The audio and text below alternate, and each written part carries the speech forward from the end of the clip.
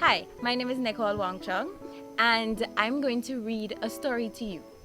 I started this project because I am a teacher and I know how important reading is and comprehension.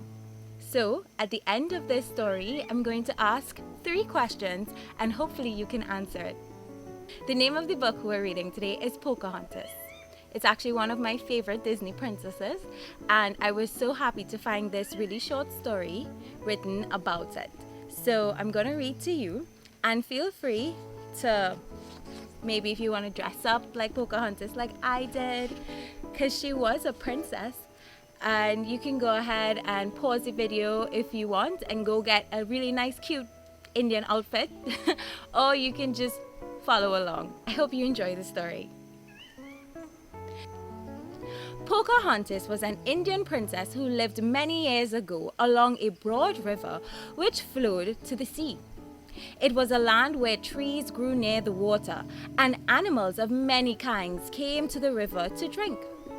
The only people living there were Indians, whose homes were cozy shelters made of brush and hide, which they called wigwams.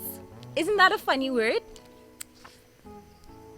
Pocahontas lived in the largest of these wigwams, for she was the daughter of the mighty chief Powhatan, and she was his favorite child.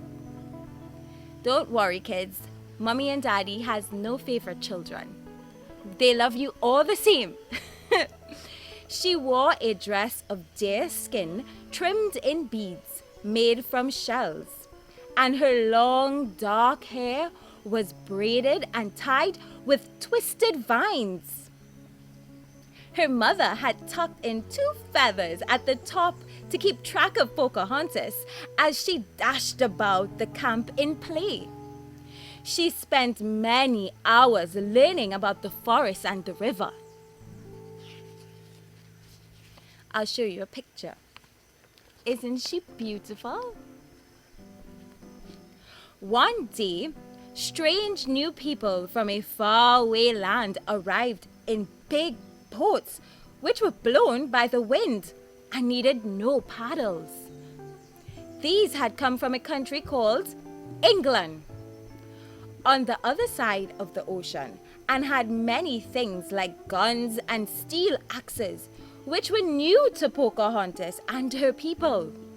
The Indians watched with caution as these new people began to build a settlement with strange-looking houses.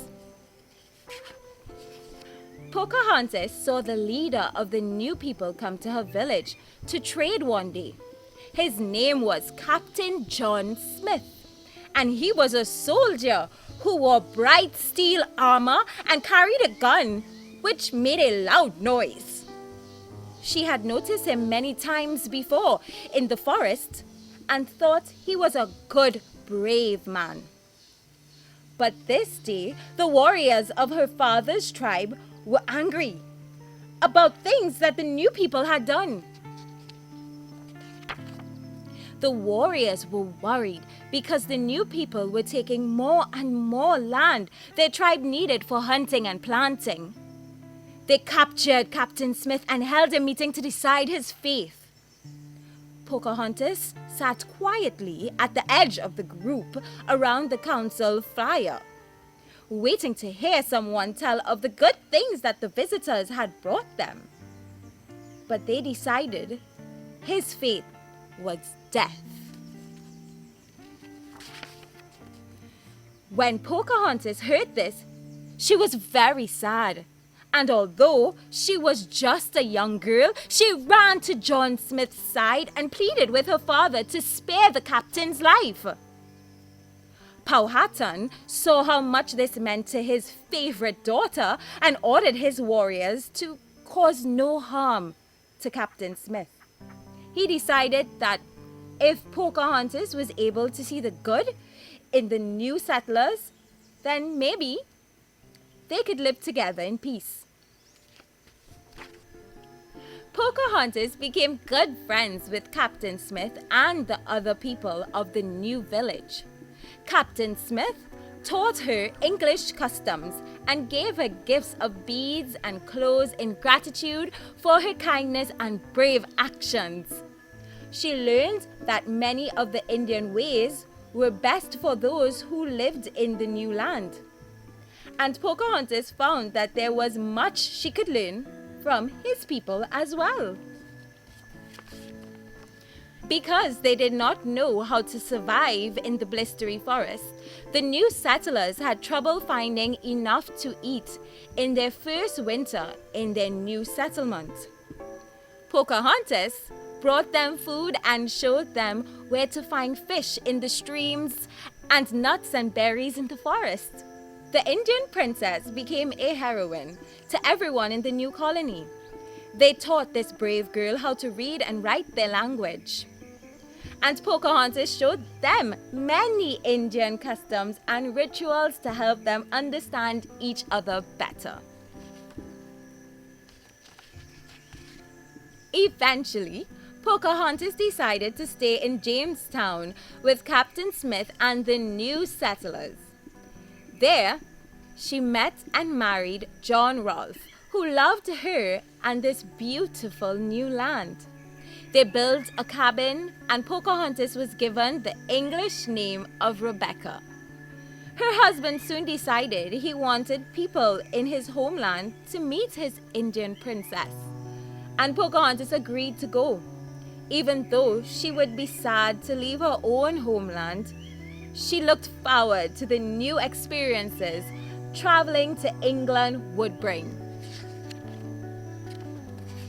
Pocahontas and her family voyaged to England on one of the huge ships with sails that let it move by the power of the wind.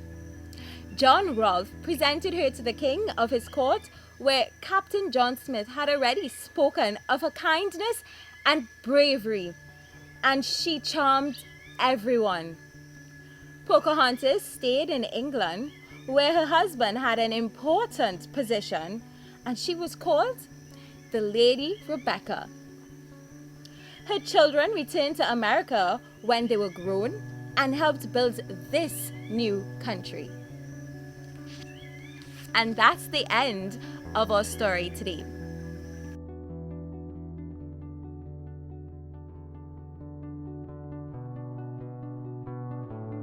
One, who was John Smith? Two, what were the homes of the Indians made out of? 3.